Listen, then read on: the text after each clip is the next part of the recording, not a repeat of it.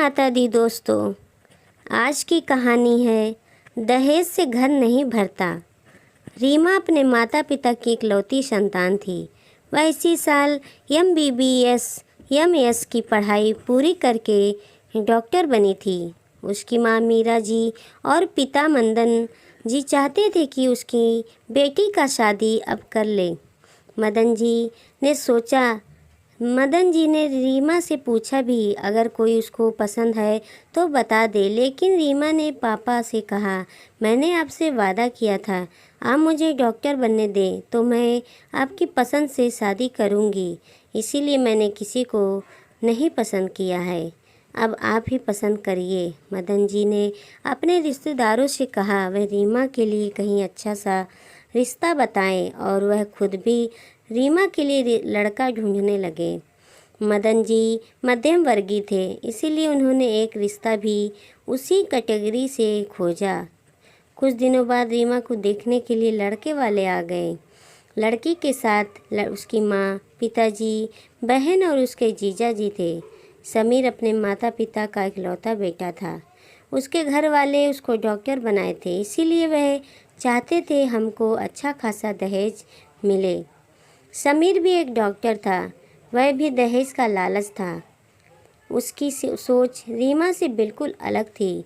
जहाँ रीमा आज के ज़माने को अपना रही थी, वहीं समीर रूढ़िवादी था और दहेज को अपना एक समझौता था।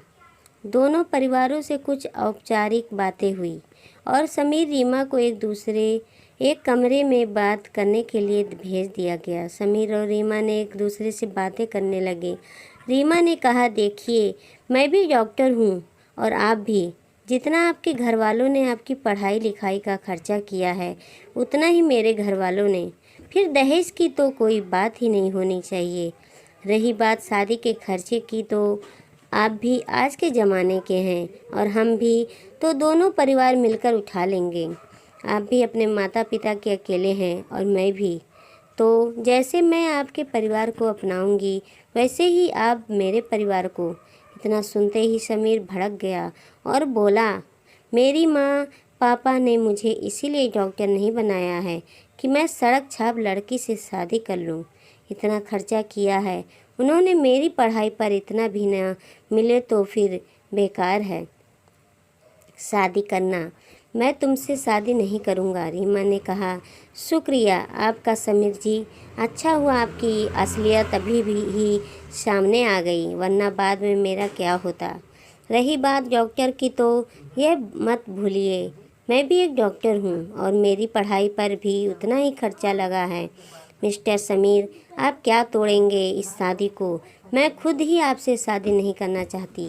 रीमा ने कहा, दहेज लोगे क्या घर भरोगे? समीर और रीमा दोनों बाहर आए। दोनों के चेहरे और हाव भाव को देखकर लग रहा था दोनों इस शादी के लिए तैयार नहीं हैं। समीर की माँ ने पूछा, क्या हुआ बेटा, पसंद है लड़की?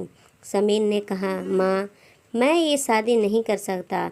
यह लोग दहेज भी नहीं देना चाहते हैं और शादी का खर्चा भी आधा आधा उठाने को कह रहे हैं। अनिल जी ने मदन जी से कहा, भाई साहब, मैं यह शादी नहीं कर सकता। मैंने अपने बेटे को पढ़ाया लिखाया, डॉक्टर बनाया, किसी अमीर घर में शादी कर लूँगा। मेरे बेटे के लिए लड़कियों की कमी नहीं है। मदन जी समझ चुके थे। रीमा ने समीर से कहा, लड़के वाले जा चुके थे। रीमा भी अपने मन की बात कह कर खुश थी। वहीं पर मदन जी अपनी परवरिश पर फूले नहीं समा रहे थे। आज मैं अपनी बेटी पर गर्व कर रहा हूँ, अपनी बेटी के फैसले पर गर्व हो रहा है।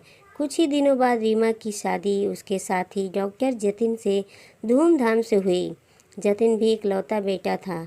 उसने रीमा की सभी शर्तें मानी और साथ में रीमा से वादा भी लिया कि तुम जैसे अपने परिवार का ध्यान रखती हो, वैसे ही मेरे परिवार का ध्यान रखोगी। जितना इज्जत अपने माँ बाप को देती हो, उतना ही मेरे परिवार को दोगी। इसने भी अपनी सहमति जता दी थी। जतिन के माँ पापा फूले नहीं समा रहे थे चांद जैसी बहू के रूप में बेटी पाकर, और वहीं पर मदन जी और मीरा जी भी प्रफुल्लित हो रहे थे हीरे जैसा दामाद के रूप में बेटा पाकर। वीडियो अच्छी लगी हो तो लाइक सब्सक्राइब जरूर करें। कमेंट में बताएं कहानी कैसी लगी। देखते रहें सुषमा मोटिवेशनल स्टोरी। धन्यवाद।